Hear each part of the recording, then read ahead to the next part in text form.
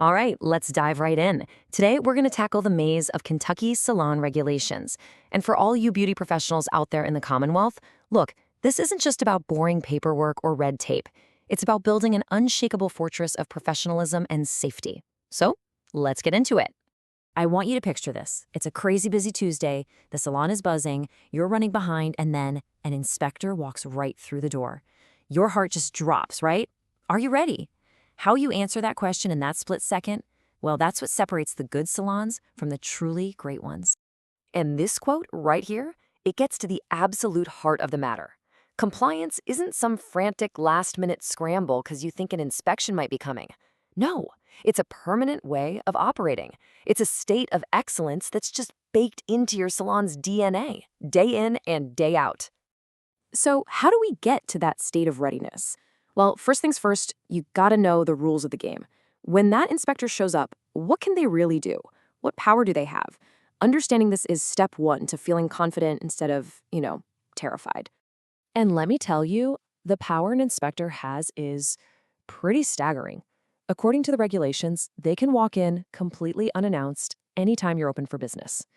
And they have the right to see everything. Your stations, your back room, your dispensary, all of your licenses and records. They can even ask to see your driver's license to prove you are who you say you are. The bottom line is, their authority is immediate and it is absolute. It's so easy for us to look at all this and just see a bunch of annoying rules, right? Just more red tape designed to make our lives harder. But that's missing the whole point. We've got to shift our perspective and see this for what it really is, a mission to protect public health. At its very core, the Board of Cosmetology is a public health agency. I mean, think about it. We work in a really high-touch environment. The risk of spreading things, we're talking bacteria, fungi, even blood-borne pathogens, is very, very real. So every single rule, from how you disinfect your shears to how you store your combs, is there for one reason: to stop an infection before it starts. So where does all this stuff come from? It really boils down to just a few key legal pillars. You've got KRS Chapter 317A, which is like the foundation of the whole house. It creates the board itself. But for you, day-to-day, 201 KAR 12100 is your Bible. It covers every single detail of infection control. The others basically give the inspector their power and state the most fundamental rule of all. You can't touch a client without a valid, current license. Period. Okay, so knowing the rules is one thing, but actually living them every day is something else entirely. The secret isn't to memorize 100 different regulations. The secret is to build a system. It's about creating simple habits, daily, weekly, even yearly, that make being compliant totally automatic. Let's start with the absolute number one thing people get wrong: cleaning versus disinfecting. Listen, they are not the same thing. In the eyes of the law, it's a two-step process, and you absolutely cannot skip step one. You have to physically clean all the hair and gunk off with soap and water first. Only then, on that clean surface, can you apply your disinfectant. Spraying it on a dirty tool? It's useless. Literally useless. And it's a huge violation. And the other crucial piece of this puzzle? It's time. I want you to remember this number: 10 minutes. That's the typical contact time required for most of these EPA-registered disinfectants to actually kill the really nasty stuff. The surface has to stay visibly wet for that entire time. So that quick little spray and wipe thing we've all seen, it accomplishes almost nothing. Now, let's apply that same logic to how you handle your tools. In Kentucky, the law is totally black and white on this. A tool is either dirty and used, or it's disinfected and ready to use. There's no gray area, no kinda clean pile. Each category needs its own separate, covered, and clearly labeled container, and they can never, ever mix. Once a comb goes into dirty bin, it's locked down. It does not come out until it's time to go through that full two-step sanitation process. No cheating. The state is also super clear about what you just can't have in your salon at all. MMA liquid monomer for nails? Totally illegal, it's toxic stuff.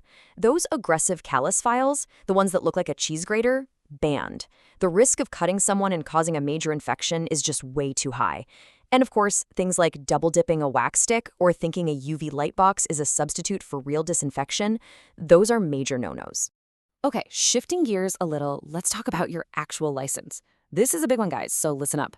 A huge change is coming in 2026.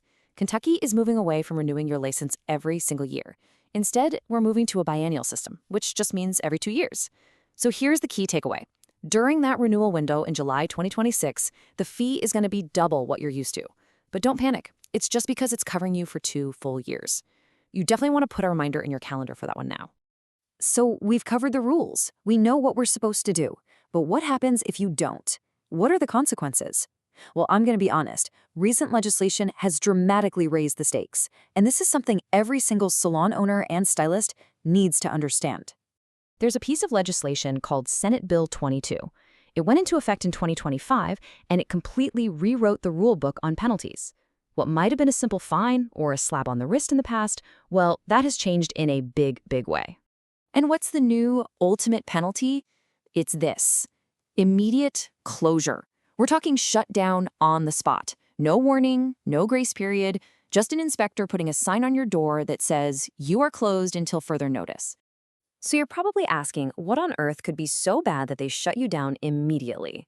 Well, SB 22 created a new legal standard. It's called immediate and present danger, and it specifically calls out one single violation that automatically meets that standard: having an unlicensed person performing the services of a licensed professional. That's it. That's the kill switch that triggers an instant shutdown. And this chart shows exactly where that critical line is. Can your unlicensed assistant sweep the floor, do laundry, answer the phone? Yes, of course, totally fine.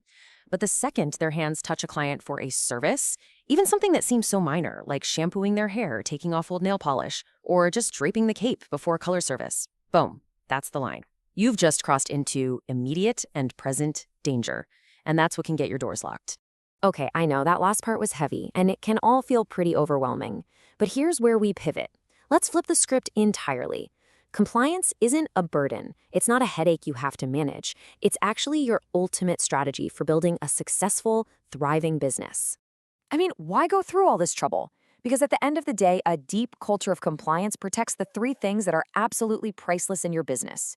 Number 1, your client's health and safety. Number 2, your professional license that you worked so incredibly hard for. And number 3, your reputation in the community, which, as we all know, is everything. Just put yourself in your client's shoes for a second. Imagine they walk into a salon that is visibly spotless, that's organized, where the licenses are proudly displayed on the wall.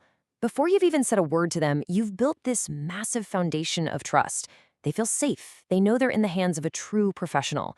That's the best marketing you could ever ask for. And all of this brings us to the ultimate goal, the big mindset shift that I really want you to walk away with. Stop living in fear of a surprise visit. Stop worrying about what the inspector is going to find. The goal is not to prepare for the inspector. The goal is to become the inspector. And that right there is what it means to be an elite professional in this industry. It's not just about being a phenomenal artist with shears or a color brush.